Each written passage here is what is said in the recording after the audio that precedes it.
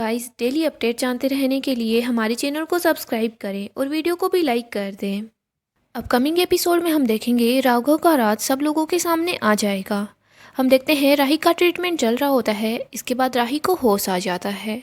अनु और प्रेम दोनों राही से मिलने के लिए चाहते हैं। अनु बोल रही होती है, राही बेटा, ये सब कुछ तुम्हारे साथ किसने किया? तुमने उस इंसान का चेहरा देखा होगा। राही बोलती है, नहीं मम्मी, मैंने उसका चेहरा नहीं देखा, लेकिन मैंने उसके हाथ पर चाकू से वार किया था। इसके बाद राही को याद आता है कि उसने उसका चेहरा भी देखा था। राही सोच रही होती है, क्या सच में वो राघव ही था, वो जेल का कैदी? लेकिन वो जेल से बाहर कैसे आ सकता है? शायद हो सकता है मेरा वहम होगा।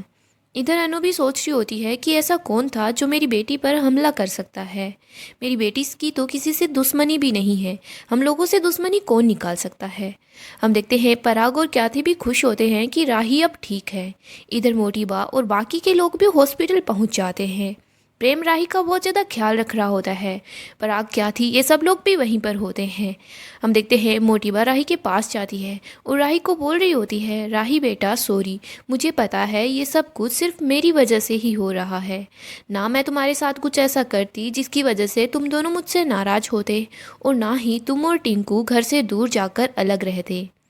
इधर हम कृष्ण कुंज में देखते हैं, वहाँ पर भी सब लोग अपसेट होते हैं कि राही के साथ ये सब कुछ किसने किया है। राही की तो किसी से दुश्मनी भी नहीं है। लेकिन सब लोग ये सोचकर खुश होते हैं कि राही अब ठीक है, खतरे से बाहर है। अच्छा हुआ उसे ज़्यादा चोट नहीं लगी।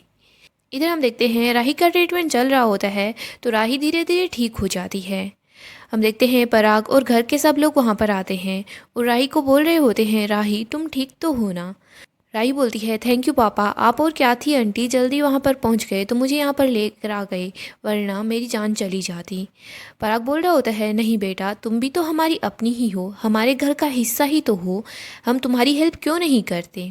पराग बोलता है, लेकिन तुम बहुत बहादुर हो, तुमने अपने दम पर उस चोर को, उस इंसान को वहाँ से भगा दिया जिसने तुम पर हमला किया था।